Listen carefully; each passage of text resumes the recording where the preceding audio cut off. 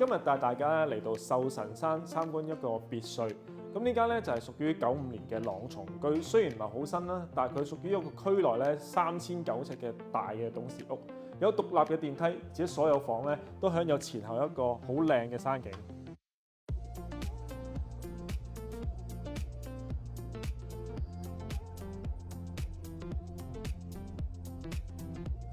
今日介紹呢個咧朗松居咧係屬於一個95年嘅獨立屋啦。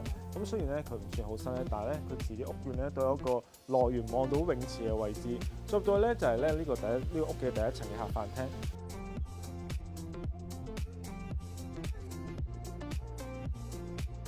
咁我大門入嚟咧，首先呢度咧有個玄關位，個玄關位個位置咧都好大，非常有氣派。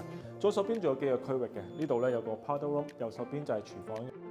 再咧呢度咧有個樓梯下面位置咧都可以做一啲儲存嘅空間。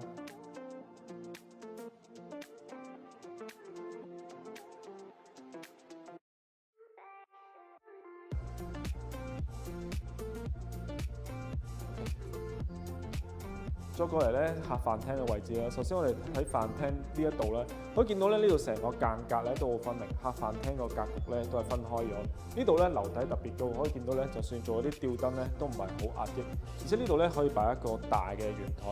咁另外比較特別咧係呢個飯廳咧都連接住外面嘅大花園啦。就算咧有時咧同屋企人咧唔喺裏面食咧，呢度咧連接住外面花園，喺出面食飯啦或者招呼朋友啊都係一流嘅。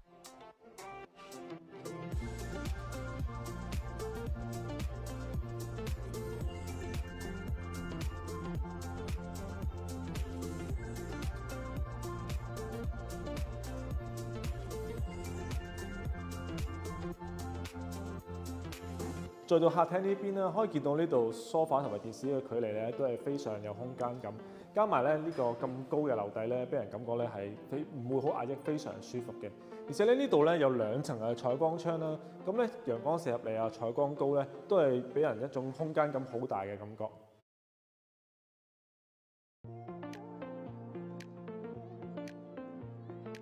客廳同埋飯廳咧兩邊都可以直出花園，側邊咧仲有啲位置咧，可以見到都種咗啲樹啦，增加翻啲私隱度啦，同埋俾人感覺係好舒服。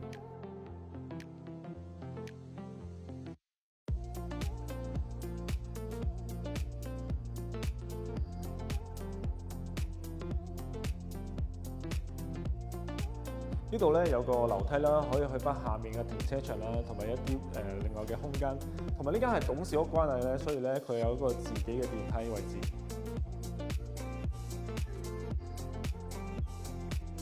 從私家電梯出嚟啦，中間就有一個家庭廳，分享咗第2層嘅水房區幾個空間啦。咁呢度咧就係第2層咧係3個房咧加一個工人房。首先我睇下後面嘅呢個工人房。咁呢間工人房咧，其實喺工人房嚟講都係非常奢侈嘅，因為呢度咧望住出面一個好靚嘅山景、內園景啦，同埋連接住一個露台。其實咧呢度一個可以做一個套房嘅位置都得。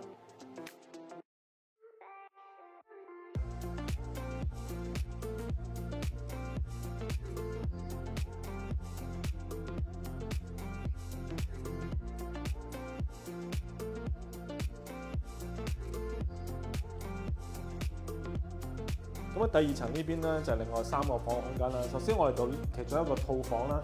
咁呢間房咧雖然咧個間隔唔係話十分市正咧，但係勝在咧個空間大，同埋佢有一個套房嘅位置。呢度咧所有第2層嘅房間咧都可以望到唔同嘅山景。呢度咧仲有連接住一個露台，望住出面壽臣山好開揚嘅景觀。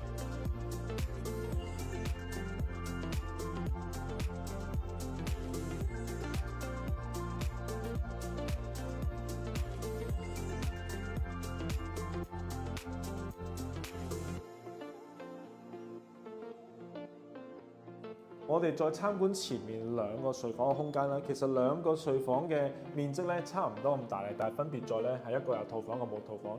首先我哋參觀呢個咧房咧，後面咧已經做咗個衣帽間位置啦，儲存空間都比較多。呢個咧可以中間擺個3邊落床，同埋咧側邊咧仲留有好多空間。呢度咧做一個觀景嘅位置啦，咁可以擺個書台啊，望住出面山景啊，或者擺個按摩椅咧，都係非常舒服。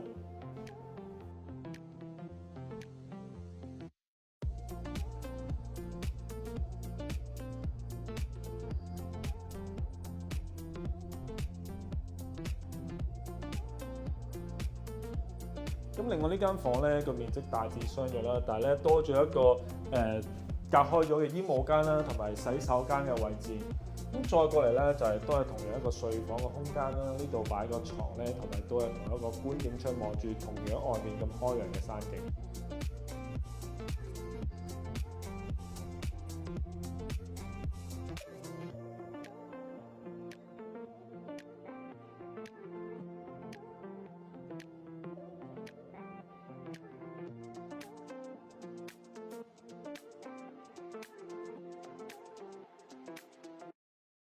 再嚟到第三層咧，呢一層咧，咁業主咧就做咗成層嘅主人房。首先我哋參觀右手邊啦，喺呢個走廊嘅位置咧，都做咗啲儲物空間。左手邊咧就係一個主人嘅套廁，可以見到咧，主人套廁咧企缸浴缸都有，而且咧仲有好多空間。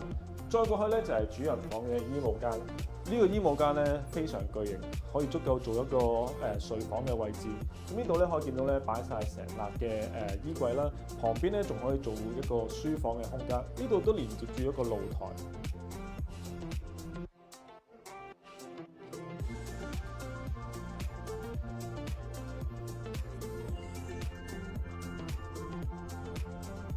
再過嚟另一邊咧就係主人睡房嘅空間啦。咁除咗頭先衣帽間嘅位置咧，呢度咧仲有3面嘅衣櫃。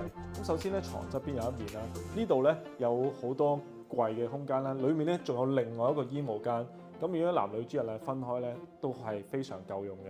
咁我哋見到咧，就算咧有咁多衣櫃嘅位置咧，中間睡房嘅空間咧仍然係好大。呢度咧擺咗個大床啦，咁咧側邊咧仲有好空間俾你擺其他嘢，例如按摩椅啊，或者做一個偏廳嘅位置。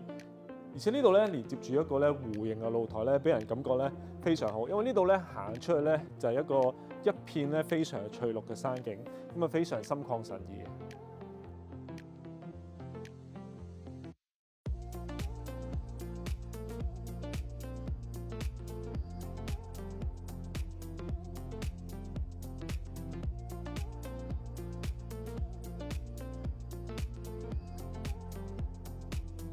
上到嚟啦，就係呢間獨立屋嘅天台位置啦。可以見到咧，呢度都有幾個區域，咁喺中間呢度咧可以放一啲晾衫啊，或者做一啲活動嘅位置。呢度咧亦俾我感覺非常好，因為呢度咧三面環山，個私隱度非常高，招呼朋友啊真係一流。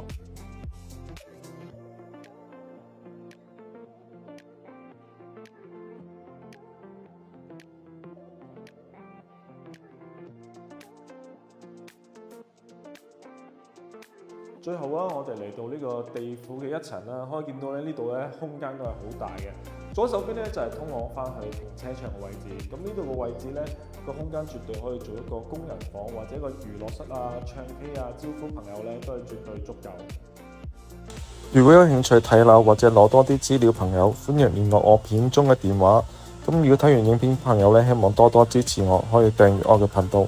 我哋下次再見。